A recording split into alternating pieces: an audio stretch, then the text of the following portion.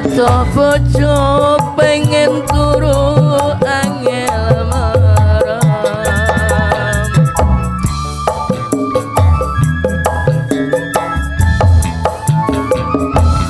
Rama itu sapa wong sing ora tresno Ato bojo sawetara pengen weruh percaya aku kuatno atimu sayu hentenono tekaku umpama tanganku dadi suwi iki uga aku mesti enggal bali ning kepiye maneh merga kahananku ayu hentenono nagaku ayu hentenono nagaku sorry bro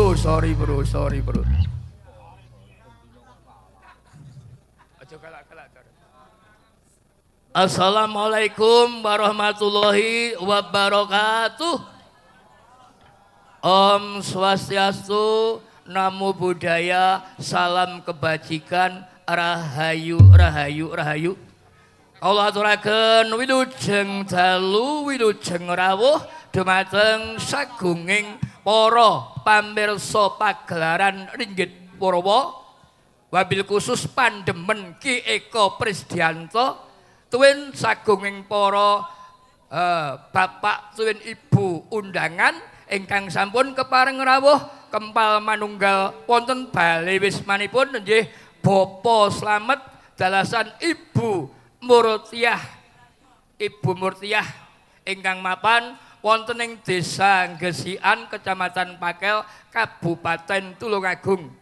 Monggo sami ngaturaken raos puji syukur kunjuk wonten ngarsa dalem zat Gusti Allah Subhanahu wa taala dene kula dalasan panjenengan sedaya taksih pinaringan nikmat sehat, nikmat sempat kanthi atur bikaulina alhamdulillahirabbil alamin. Nggih, saderengipun pagelaran Ringgit Purwa kanthi dalang Ki Eko Prisdiyanto kawiwitan kru campursari Kusumawardhani ingkang kapimpin langsung kalian panjenenganipun Ki Eko Prisdiyanto badhe asung pasugatan panglipur dumateng ngarsa panjenengan sedaya pangajaping manah angkang sedaya mugi-mugi ndadosna suka renaning penggalih. Nggih, nasi bubur ikannya ikan teri. Mari kita berhibur untuk mencari kebahagiaan hati. Betul Rayut? Kula mboten badhe kathah matur, langsung mawon kula badhe miji mbak-mbaknya Waranggono ingkang sampun samapta ing gati sawega ing diri asung panglipur dhateng ngarsa panjenengan sedaya. Nggih, kula nyuwun jumenengipun Mbak Anifatul dalasan Diajeng Mia. Monggo Mas spotnya Mas yuk. Hey hey hey hey.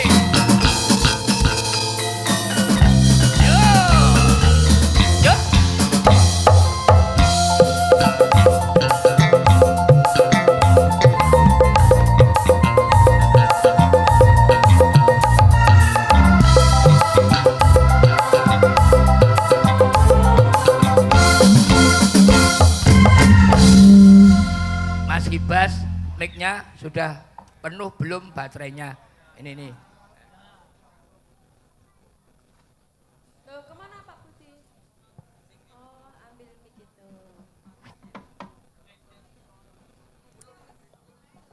Mic-nya Mas, belum muni. Cek. Oh, nyala dibayar.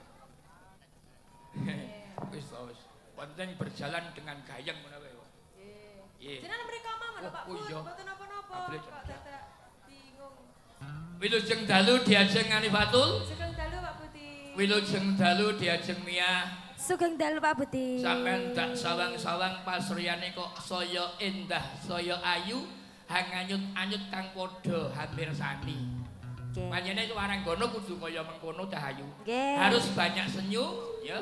Karena Waranggono itu adalah figur yang disuguhkan untuk dinikmati para penonton. Maksudnya yang dinikmati suaranya dan juga penampilan. Nah, iki rak kabiji sowan wonten dalemipun Bapak Slamet Sakutrah Keluarga Cahayu iki dalam rangka ngunduh mantu.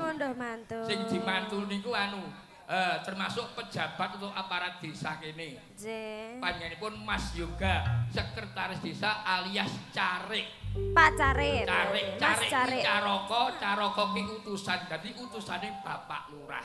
Dadi orang kedua di desa Gesian niki. Niki napa ngenaturaken niki Mas Yoga kepareng mengku wanita ingkang asmanipun Mbak sapa Pak Jar? Mbak sinten, Pak? Aku lali kok. Niku mboten enten tulisane to? Enek Jenengan lali napa mboten? Ndak lali. Ngunduh mantu panjenenganipun Mas Yoga ingkang samangke sampun kepareng amengku jatuh krami dan nggih Mbak Widya Dewi Agustin Wong Ayu. Menapa donga ingkang sampaikan untuk mempelai berdua niku. Doane semoga menjadi keluarga yang sakinah mawaddah warahmah. Segera diberi momongan yang saleh dan salehah. Amin ya rabbal alamin. Kalau Mbak Arifah tuh gimana doanya?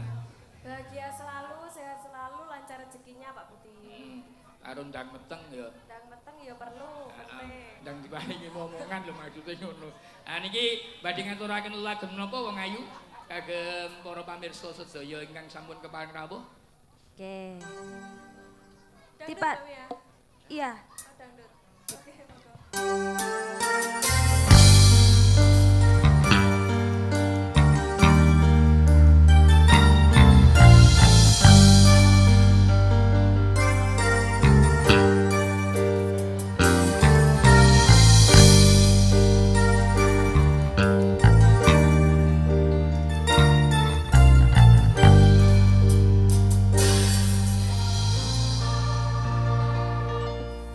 Wahai terunakku, kuatkan hatimu kala membaca suratku ini. Dengan hati hancur ku nyatakan jua bahwa tali cintaku putuslah sudah di surat terakhir.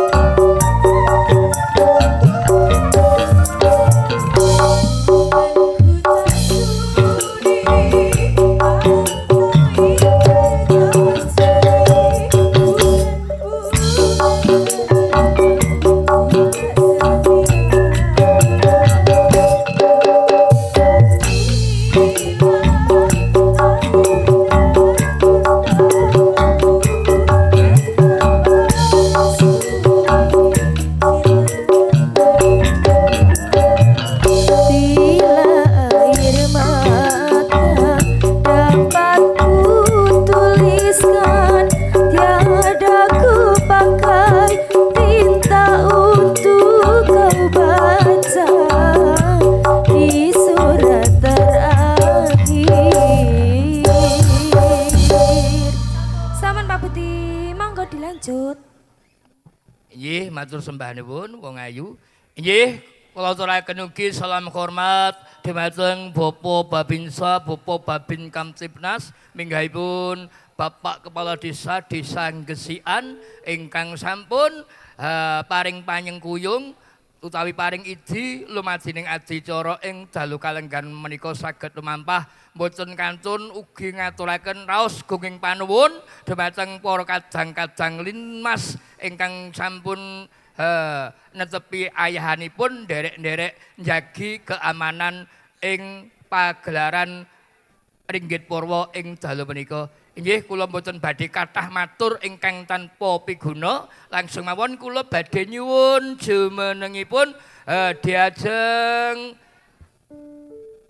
Ririn, diajeng Renjel kepareng jumeneng wonten pepanggungan Cahayu.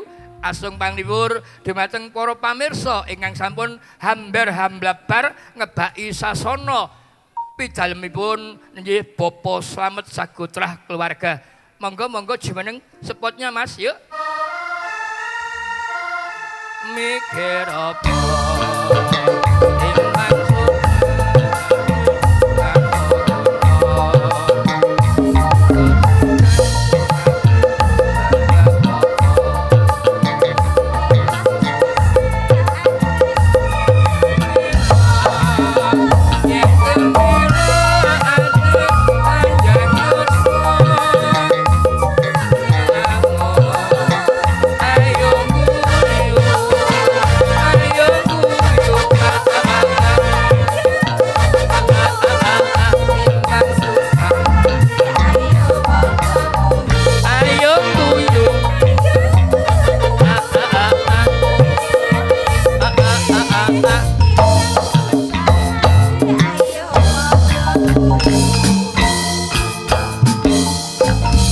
Wilujeng dalu diajeng Ririn. Wilujeng dalu Pak Budi. Sing panggah kenes, Alhamdulillah. sing panggah semangat. cerawak, suarane tambah saya suwi tambah nikmat. Amin. Dirungokke ning talingan. Wilujeng dalu diajeng Renjel. Nggih, wilujeng dalu Pak Budi. Panjenengan ki pasuryane tiap hari nggak ada kesan rasa duka, nggak ada, selalu ceria. Selalu ceria dong. Harus semangat ya Pak. Tetap menampakkan kesemangatan dalam beraktivitas. Aktivitas betul. Jenengan Iki kedah semangat. harus semangat no kok ya. Wong ya panglipur dhumateng para pamirsa kabeh. Iki rak kasuwun tawa kapiji sowan ana daleme panjenenganipun Bapak Slamet diajeng menika dalam rangka ngunduh mantu. Monggo salam-salam rumiyin napa salam ingkang jenengan aturaken. Nggih, kagem temanten kekalih nggih Pak Budi. Nggih. Nggih, mugi-mugi dados keluarga ingkang sakinah mawaddah warahmah. Amin. Mugi-mugi enggal-enggal diparingi putra ingkang soleh lan solehah. Amin. Nggih, mugi-mugi dados keluarga ingkang tentram ayam, Amin. bahagia. Amin. Diajeng Ririn pripun? Nggih nderek. Mugi-mugi lancar anggenipun pados rejeki. Amin. Aturaken matur suwun sampun nimbali Pak Eko sak kanca. Sak nggih. Pak Eko sak rombonge. Oh nggih, sak rombongan. Sak rombongan kok sak rombonge kleru. Rombonge iki apa Pak Eko ki Sak rombongan. Kleru ya ora masalah ya. Wong MC paitan mung wani muni kok. Alah jenengan Lah, iki iya. klerune kok. Diajeng aku arep takon. Pripun? Wong kok dadi manten ki mergo nganggo dasar apa? Wong kok nikah kuwi. Lah niku kan wajib. Ora maksud dasare ki Apa rukun apa? Ora nek rukun Islam Mbak. Lah apa to? wong jodohan kuwi nyebabe apa kok njur nikah ki lambarane apa? Cinta. Lambarane ki perasaan cinta. Tresno nggih. Kowe ngerti ora makna dari ta cinta? Cinta. Napa? Cinta itu CINTA. Apa itu? Cerita indah namun tetap abadi. Muga-muga nyempyok panjenenganipun Mbak Mas Yoga dalasan Mbak Widya. Widya tetap abadi langgeng selawase nggone bebrayan nggone mangun Bale Wisma ngono. Dengaran meletik jenengan iki. Lho tetep meletik wae aku kok. Sampun diparingi mam ta Pak. Wis panjenenganipun wis. Iki arep ngaturke lagu napa? Ngaturke lagu napa iki? Sampun semadasan kalian. Apa Yud? Yud. Yud, ayo Yud. Oh ayang. Oh ayang Yud. Ayang. Kaya dadak Ayang mau yut. barang jane kok. Nih Mas, mus kuwi to. Raidan. Tapi gede. Raidan.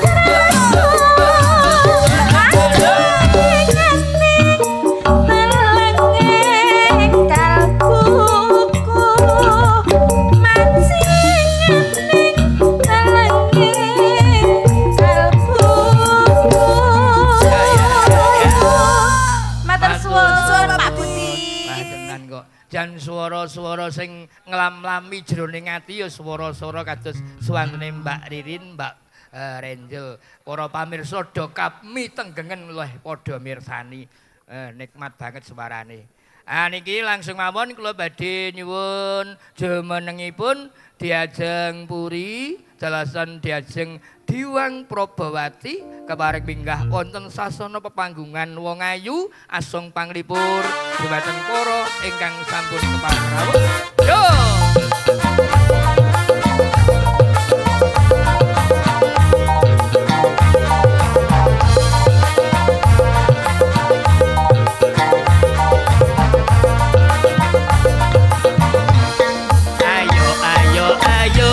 Ayo kita bernyanyi untuk menghibur yang ada di sini. Bernyanyi dengan rasa buka di hati.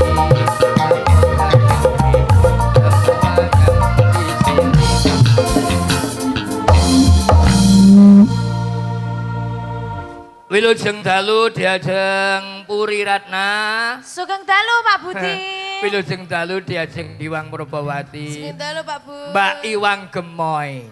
Walaupun gemoy tapi tetap santuy. Tegese santai. Santai apa? Tegese di pandangan itu tetap indah dipandang. Jadi sarwa serasi ngono lho.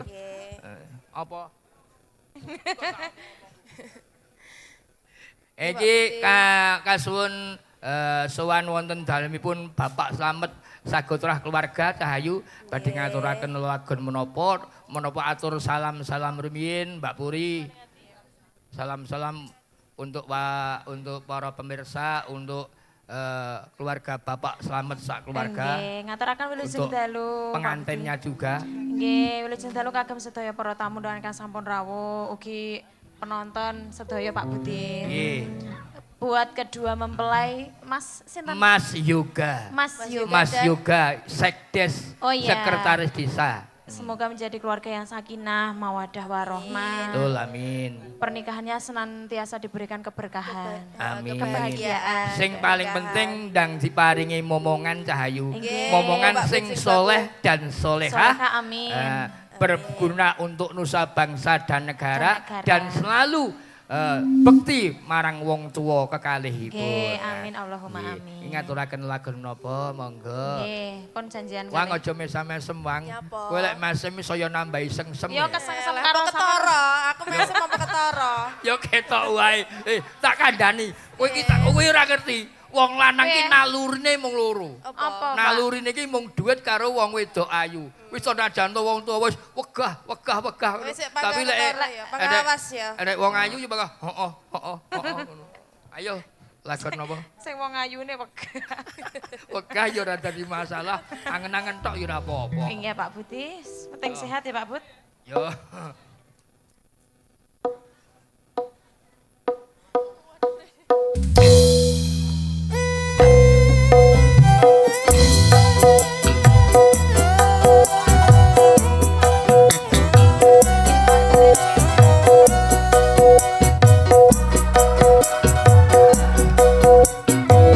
Yuk Gus Mawardani.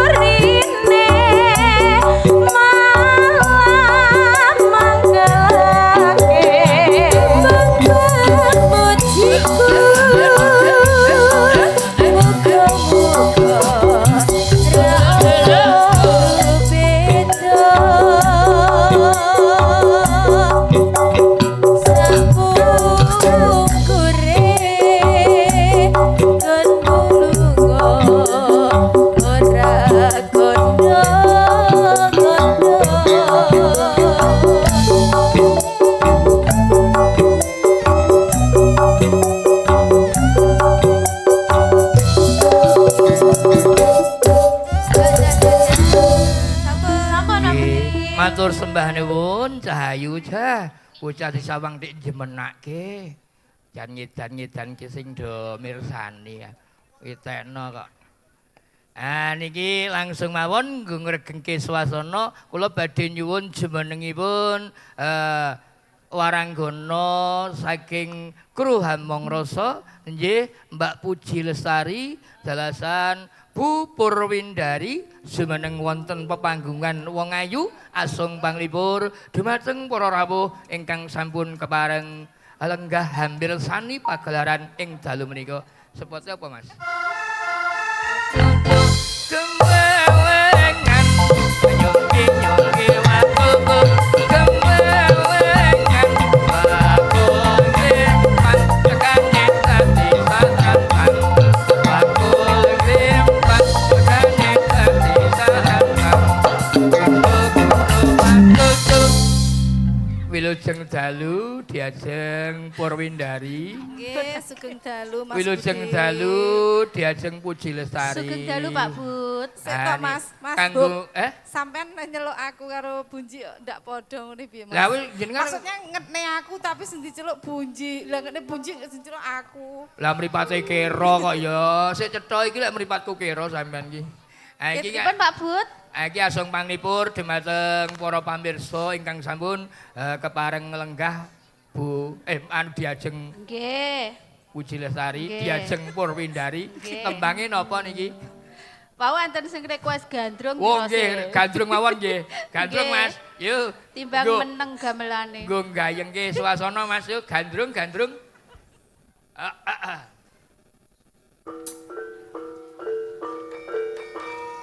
Yo, ayo cah. Le.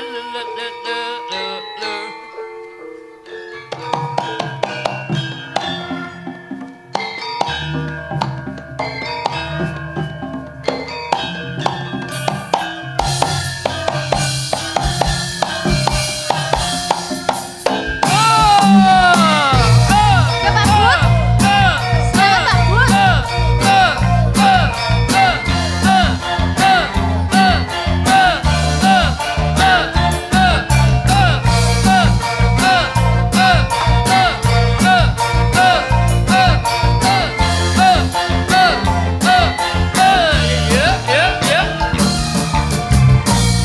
Uangnya lagi kan Piye wong ayu? peduli ngedoseku. Apa iya? Wong yen lagi naksir Piye kenal? ora pedulian perang Ora percaya. Nadyan lagi beke direwangi sederhana jarene wis jodoh apa-apa duweke wong loro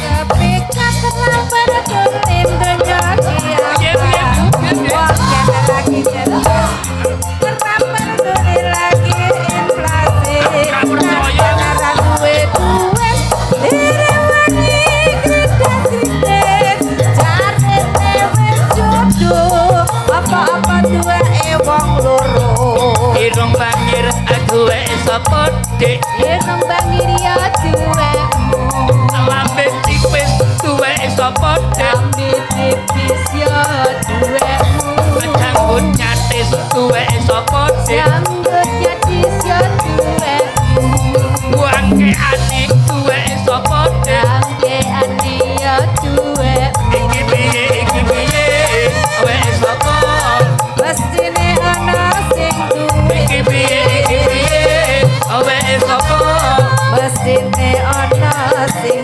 iki piye duwe sapa mestine ana sing duwe iki piye duwe sapa mestine ana sing duwe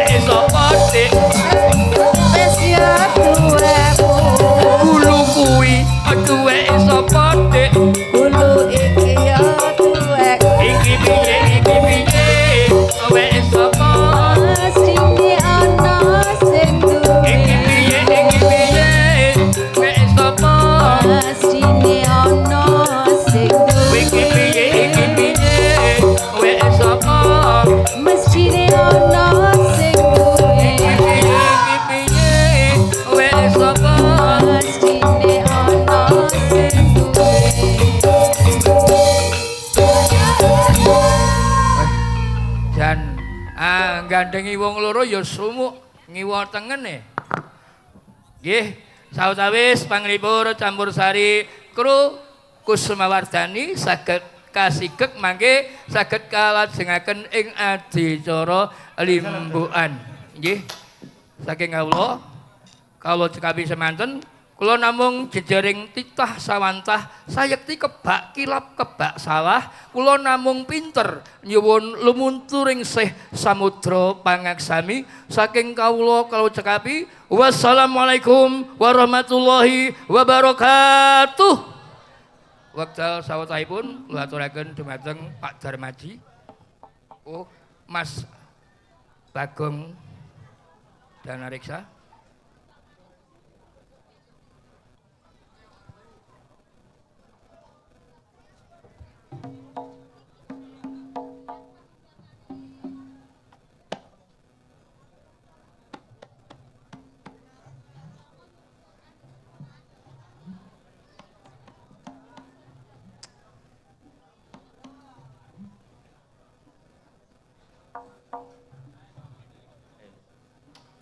Matur nuwun kadang-kadang Nyu Kusumawardhani, Mas Yudi.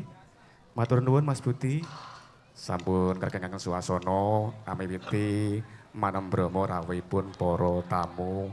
Tamu sedherek sanak kadang sumitra ingkang sampun kepareng sayek saeka kepati paring panjurung pangestu dumateng lekas-lekasipun pamangku-gati Bapak Slamet ingkang nedeng misuda tali dharma ingkang putra kinasih Mas Yoga Murdiansah. Nggih.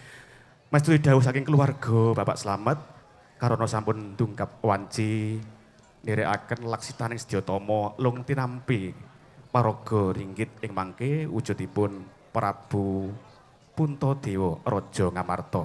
Kula boten piyambakan sesarengan kadang-kadang nyuha mong rasa. Monggo sedaya nderek nyengkuyung sesanti mugi-mugi lekas-lekasipun pamangku-gati Bapak Slamet anggenipun misuda tali dharma saged manggih kamulyan. Kanthi menika santi mulya angumandang.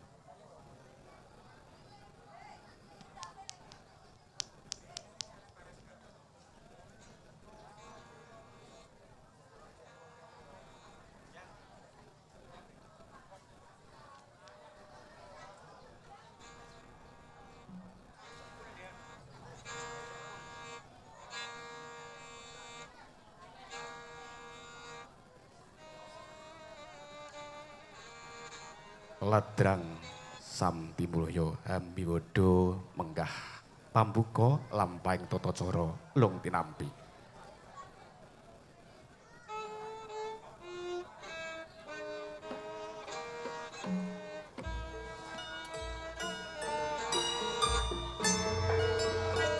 Sampun kepareng minggah wonten panggung pagelaran nggih ingkang minangka sesulih pamangku-gati. Ingkang winantu pakurmatan Bapak Eko Pambudi saking Adisoko Turinan Wilujeng dalu matur nuwun. Inggih pamangku-gati Bapak Slamet adalah putra Pinahardya Mas Yoga Murdiansah. Menika wonten ingkang kentun menika Kang Ibu nggih. Kang Ibu Murtia adalah Kang garwa Mas nggih. Kang garwa Mbak Widya Dewi Agustin. Mugi kepareng minggah wonten panggung sekalian. Nenggih. Ugi Mbak Diana dawuhipun monggo minggah dhateng panggung pagelaran. Karana prastawa kang banget nabet ati ngemu sejarahing urip menika kenging kangge pangeling-eling ing tembe wingking. Ngudi ing reh endahing budaya karana luhuring budaya dadi ukurane jiwa kang jawi. Kanthi nyebut asmane Gusti Allah Subhanahu wa taala, Gusti ingkang Maha Welas Asih. Kepareng kula matur wonten ngarsa panjenengan sedaya. Assalamualaikum warahmatullahi wabarakatuh. Wilujeng dalu, salam sejahtera untuk kita semua, salam kebajikan, Aum Swastiastu, Namo Buddhaya, Salam Rahayu Sagung Dumadi.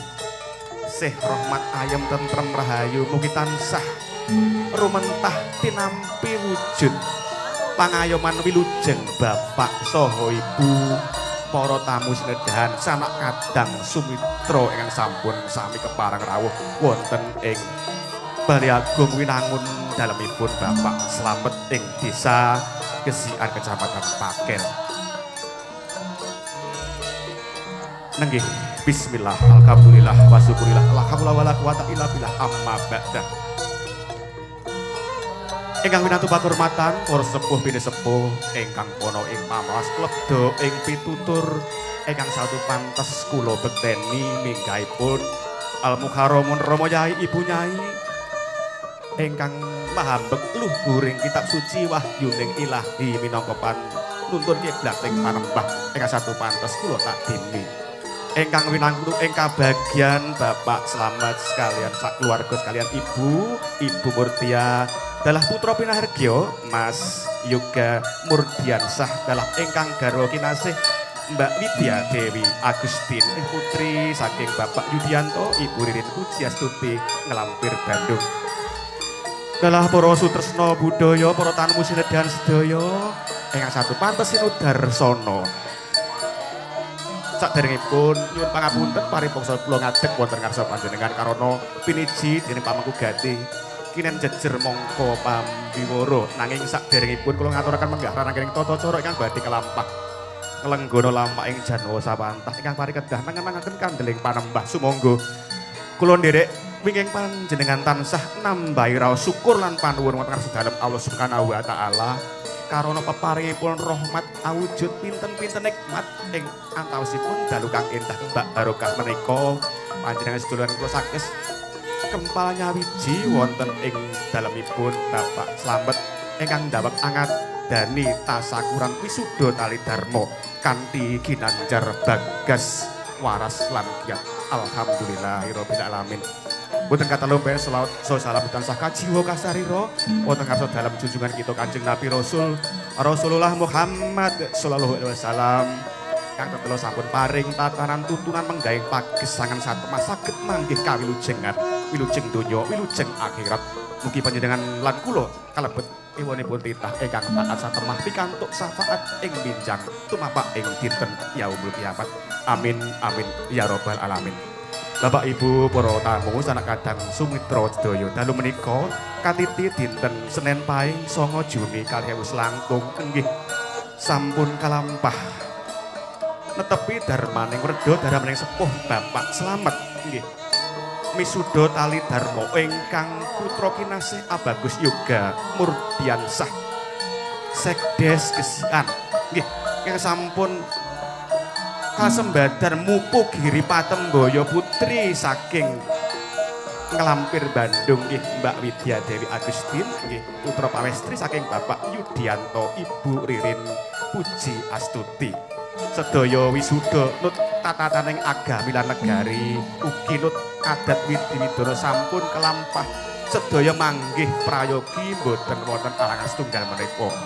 Dalu menika pangajabing sedaya pamugati Bapak Slamet angadane tasakuran nggih pahargyan wiluda dalu dharma ingkang putra Mas Yoga Murdiansah kanthi anggelar ringgit purwa sedalu natas ngrawuhaken dalang kondang saking Kendal Bulur Boyolangu Tulungagung ugi pelawak kondang Cak Dujo ing mangajab nyuwun tambah pangestu panjenengan sedaya ingkang sampun sami rawuh. Mugi lampahing sedaya menika awit wiwitan tengar ngantos bukasan manggih prayogi boten wonten alangan setunggal menapa. Ewadene murih sedaya saged katiti tumata kanthi permati sampun karantam menggah rerangkening tata cara ingkang sampun karancang dening kula wangsa. Kula ingkang minangka pambiwara kepareng mratelaken menggah lampahing tata cara lung tirambi. Wondene praktilanipun kados mekaten ingkang sepisan pambuka angka kalih Pambage Harjo ingkang kasarira ingkang ngatur pakurmatan Bapak Eko Pambudi minangka priting tata cara ninggih elung tampi paraga ringgit Prabu Puntadewa saking pamangku gati katur kidalang Eka Kandha Prisestiyanto. Bapak Ibu para tamu sekedhahan terus anak kadang Sumitra Pandemen Ringgit Purwa mekaten menggah rerangkering tata cara kang badhe kelampah. Kula minangka pambiwara amung saged nyuwun tambahing pangestu kepareng kula jumangkah saperlu jembadani rerangkering tata cara ingkang badhe kelampah. Wasana sugeng pinarak lenggah kanthi merdu mertikaning manah ngantos dumugi purnaning gati. Ing pangajap laksitaning Sedyatama menika pikantuk barokah saha rahmatipun Gusti. Kula nderek wingking panjenengan monggo sesarengan miwiti hambuka wiwaraning tasakuran menika kanthi maos basmalah sesarengan. Bismillahirrahmanirrahim. Alhamdulillah sampun tinarbuka wiwaraning tasakuran wisuda tali dharma ingkang putra saking Bapak Slamet Ibu Murtiah. Laksitaning Sedyatama menika inggih atur pambagya harja.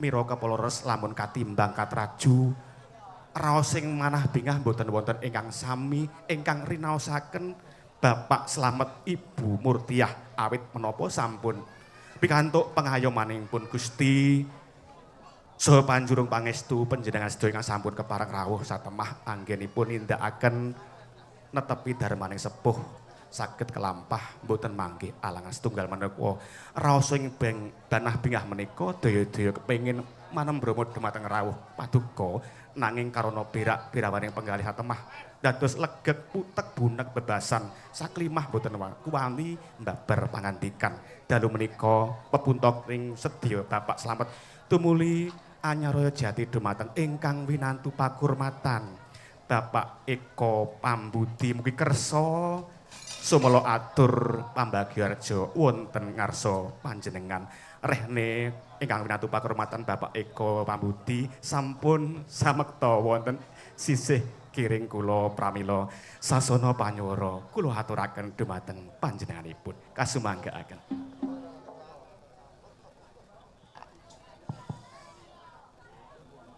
Bismillahirrahmanirrahim. Rahayu. Assalamualaikum warahmatullahi wabarakatuh. Liyane kok ora gelem nyauri ya, jajal tak balenane neh. Assalamualaikum warahmatullahi wabarakatuh.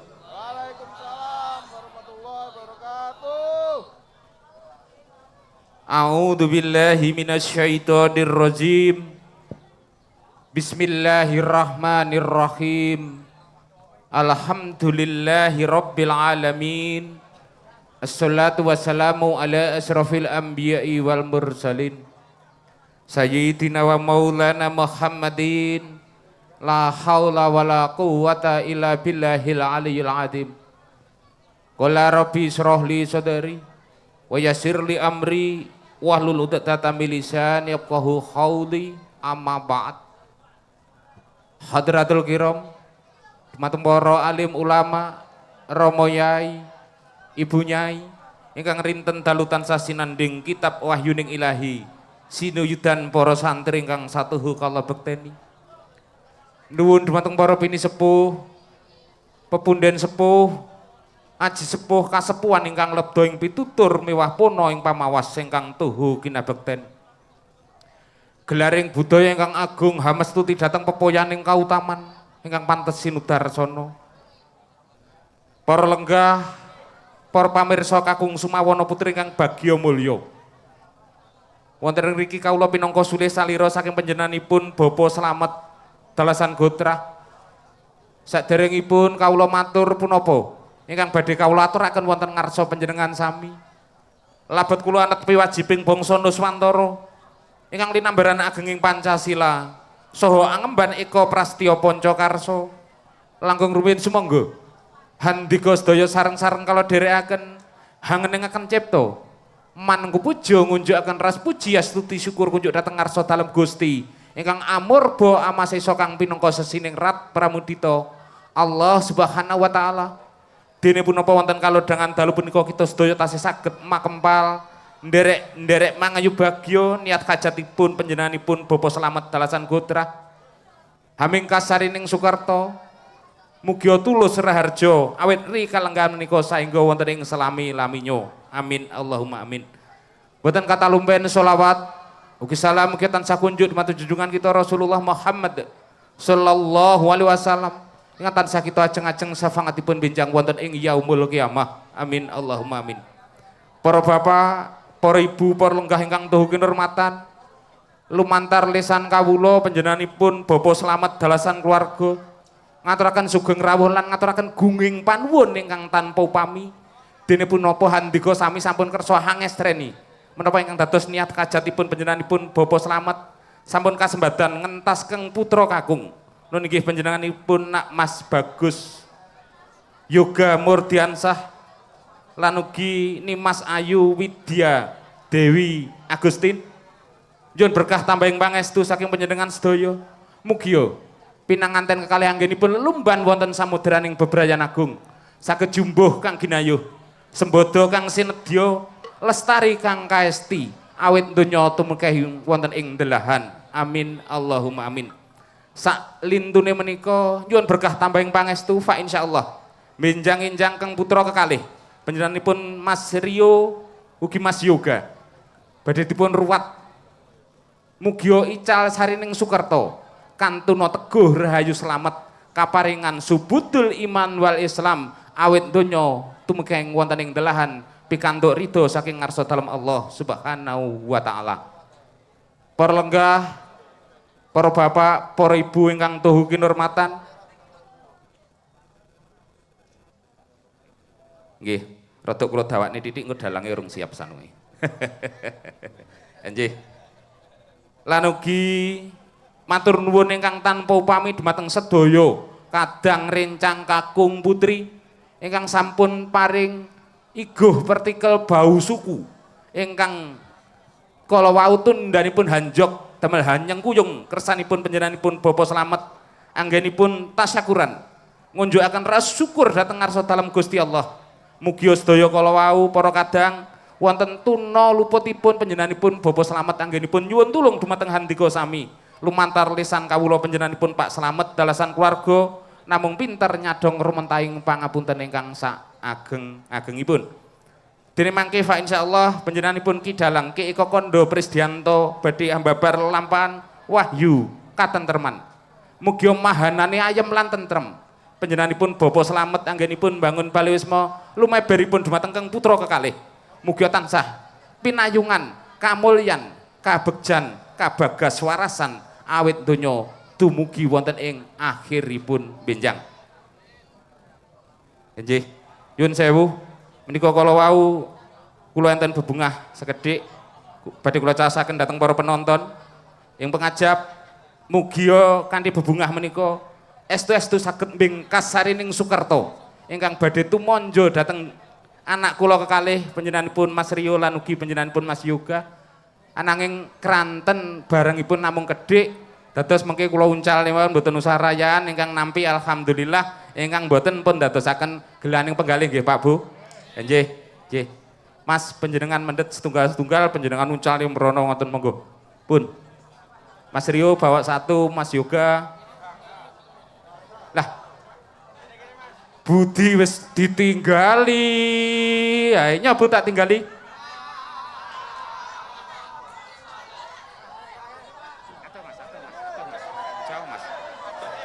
Jauh mas, jauh mas, jauh mas, jauh mas.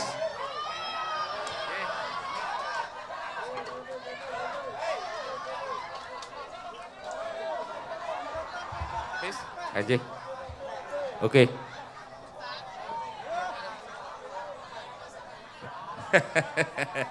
Matur nuwun. Mugi lelampahan kita wonten dalu punika awit purwa madya wasana pikantuk ridho saking ngarsa dalem Allah. Tundhanipun saged kasembadan menapa ingkang dipun idam-idamaken panjenenganipun Bapa Slamet sumarambah dhateng kang putra kekalih. Mugi tansah pikantuk ridhanipun Allah anggenipun anggebyur wonten samudraning bebrayan agung ngantosa dugi ninen-ninen kaken-kaken.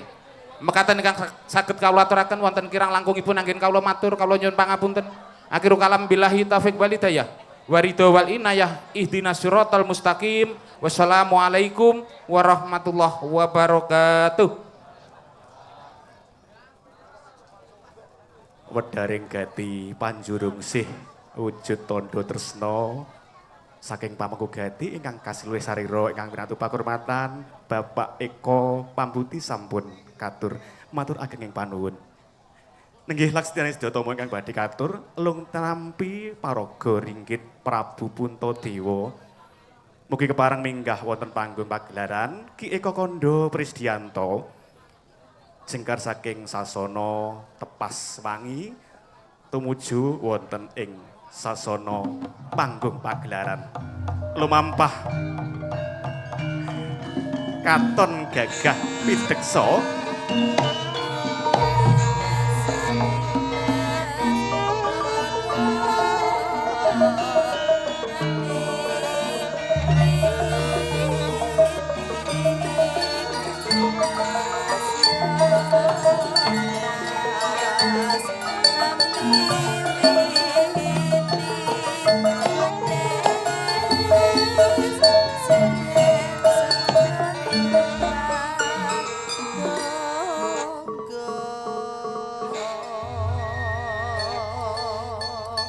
ingkang winantu pakurmatan ugi Bapak Eko Pambuti minangka paseksen menggah patrapipun lung tampi saking ingkang putra katuraken dumateng ingkang rama Bapak Slamet monggo dipun asta cempuritipun nggih dipun aturaken dumateng ingkang rama Bapak Slamet saking Bapak Slamet mangke nggih Kang Mas menika nggih inggih ingkang raka saking ingkang raka katuraken dumateng ingkang rama Bapak Slamet. Saking Bapak Slamet tumuli katuraken dumateng Ki Dalang Eko Kondo Prisdiyanto. Niat ingsun monggo bismillahirrahmanirrahim.